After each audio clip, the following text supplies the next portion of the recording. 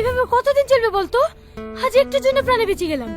হাত যদি ধরতে পারতো না, তাহলে আমাদের দুজনের খেলা আজকেই খতম করে দিত। আমাদেরকে ধরে অত সহজ? আমাদেরকে ধরতে গেলে না বুকার পাটা লাগবে। তাই বলে আমরা সারা জীবন চোর পুলিশ করে বেড়াবো নাকি? দেখ টনি, আমি তোকে 3 বছর ধরে ভালোবাসি। আমি তোকে হারাতে চাইনি রে। আমি তোর সাথে সুখে সংসার করতে চাই। প্লিজ তুই এসব নোংরা কাজ ছেড়ে দে। আরে তুই কেন বুঝিস না? আমি বেকার ছেলে, কিছু টাকা পয়সা গুছিয়ে নি, তারপর তোকে বিয়ে করে সুখে সংসার করব। আমার এসব টাকা পয়সা কিচ্ছু লাগবে না, আমার শুধু তোকে পেলেই হবে। বল তুই এসব নোংরা কাজ কবে ছাড়বি? আরে পাগলি, সামনে দুটো বড় ডিল আছে, আর কিছুদিন অপেক্ষা কর। এটা ফাইনাল হয়ে গেলেই একা ছেড়ে দেবো।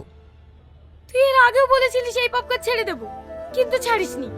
আজ তুই আমার মাথায় হাত দিয়ে প্রতিজ্ঞা কর, সামনের কাজগুলো করে তুই এই পাপ কাজ ছেড়ে দিবি।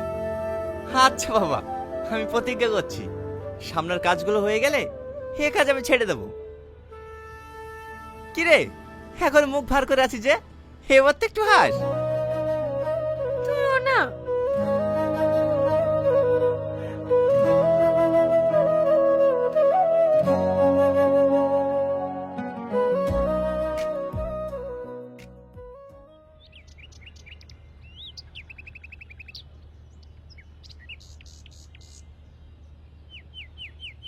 স্যার, যা খাওয়ার আজ খেয়ে নিন, এরপরে আপনার বসে বসে চিপস খাওয়ার দিন শেষ।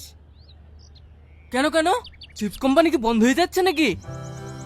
আরে না স্যার, আজ থানায় বড় অফিসার আসছে। কেন, আমি কি কম বড় অফিসার নাকি?